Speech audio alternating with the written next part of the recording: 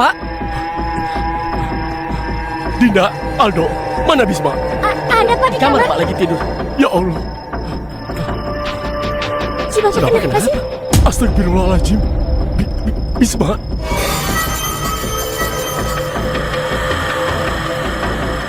Bapak berlari kencang dari tempat pengajian kembali ke rumah dengan napas yang terengah-engah dan dada yang bergemuruh heboh. Pikiran beliau kacau balau setelah mendengar cerita Ustaz mengenai masa lalu keluarga pemilik pusaka tusuk konde yang menumbalkan anaknya sendiri. Begitu membanting pintu rumah, Bapak langsung mendapati Dinda dan Aldo berdiri ketakutan di depan kamar Bisma yang mendadak menangis histeris. Bisma yang sedang demam tinggi menjerit-jerit sambil menunjuk ke sudut ruangan seolah melihat sosok mengerikan yang tak kasat mata. Bapak yang kepanikan langsung menerobos masuk, merangkul tubuh cucunya yang sangat panas, sembari melantunkan doa-doa keselamatan dengan suara bergetar. Keringat dingin mengucur deras di dahi Aldo ketika ia menyadari bahwa penyakit aneh yang menyerang anak semata bakalnya ini mirip sekali dengan cerita tumbal yang baru saja didengar oleh Bapak di pengajian. Dinda menangis terisak-isak sambil menggenggam jemari kecil Bisma yang terus kejang-kejang ringan akibat suhu tubuhnya yang tak kunjung turun. Aldo yang dilanda rasa bersalah luar biasa langsung berlari menuju meja tempat ia menyimpan tusuk konde tua pemberian beracun tersebut. Tanpa ragu, Aldo mengambil pusaka tersebut dan bermaksud untuk menghancurkannya atau membuangnya ke sungai malam itu juga agar anaknya bisa selamat. Namun, Bapak langsung mencegah niat gegabah Aldo dan mengingatkan bahwa membuang barang berisiko spiritual tanpa petunjuk justru bisa memperburuk keadaan Bisma. Bapak menyuruh Aldo untuk segera menyiapkan mobil tua mereka agar Bisma bisa secepatnya dilarikan ke rumah sakit terkecil di dekat pasar. Di tengah kepanikan tersebut, Dinda terus mendekap Bisma erat-erat sembari memohon ampunan atas kelalaian mereka yang sempat tergiur oleh kekayaan instan dari benda misterius tersebut. Sementara itu di tempat lain, Rungkat dan Peot sedang asyik menikmati hidangan sate kambing beraroma harum di warung makan pinggir jalan. Senyum lebar tak lepas dari bibir mereka setelah memutuskan untuk mengelola uang transferan sebesar 7 juta rupiah yang dikirimkan oleh Jalal.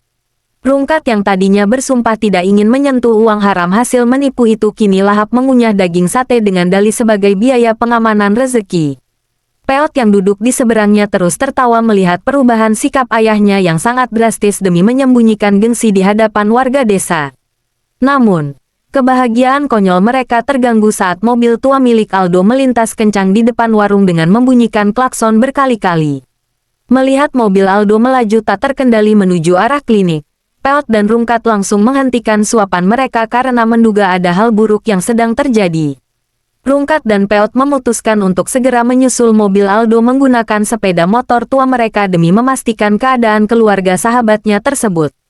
Sesampainya di halaman klinik, mereka mendapati Aldo sedang menggendong Bisma yang sudah terkulai lemas ke dalam ruang unit gawat darurat. Dinda terlihat menangis histeris di samping Bapak yang terus mengelus dadanya sembari mencoba menenangkan kepanikan anak dan menantunya di koridor.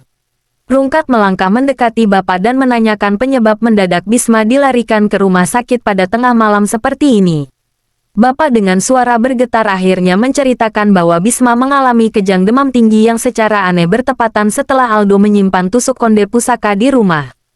Mendengar penjelasan tersebut, Rungkat dan Peot saling berpandangan dengan raut wajah penuh keterkejutan karena mereka paham betul bahaya dari benda keramat.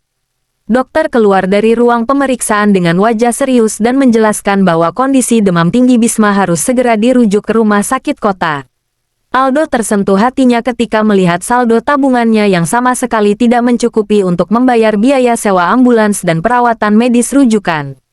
Di saat Aldo dan Dinda terduduk lemas kebingungan mencari pinjaman uang, Rungkat tanpa ragu merogoh saku celananya dan mengeluarkan amplop tebal. Rungkat menyerahkan seluruh uang 7 juta rupiah pemberian Jalal kepada Aldo untuk digunakan membiayai seluruh pengobatan Bisma hingga sembuh total. Aldo terbelalak kaget dan menatap Rungkat dengan penuh rasa haru. Tidak menyangka bahwa tetangga yang sering berselisih paham itu justru menjadi penyelamat keluarganya. Rungkat tersenyum tipis dan menegaskan bahwa keselamatan nyawa Bisma jauh lebih penting daripada gengsi atau asal-usul uang tersebut.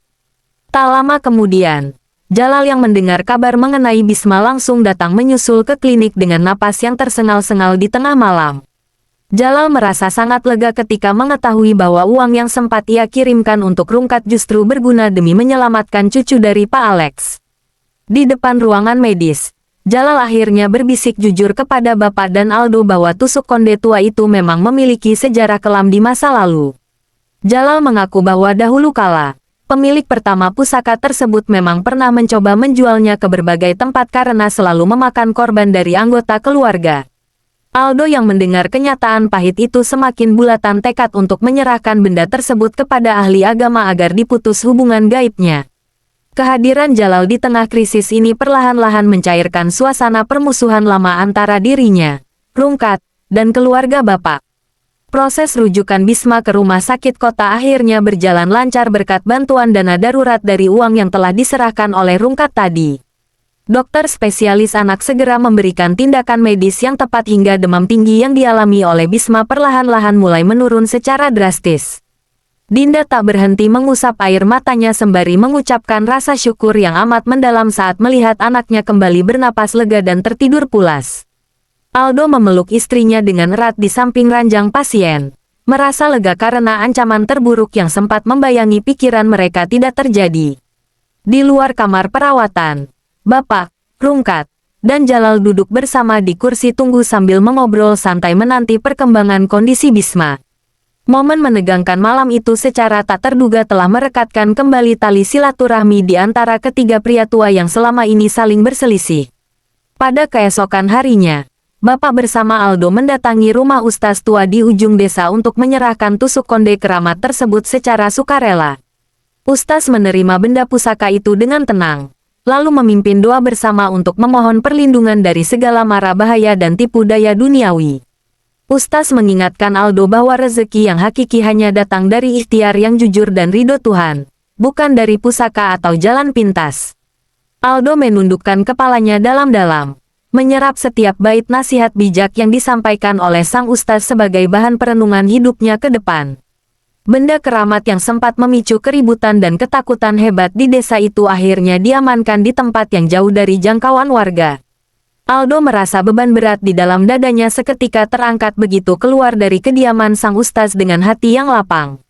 Kondisi Bisma terus membaik dari hari ke hari hingga akhirnya diperbolehkan pulang oleh tim dokter rumah sakit untuk menjalani pemulihan di rumah.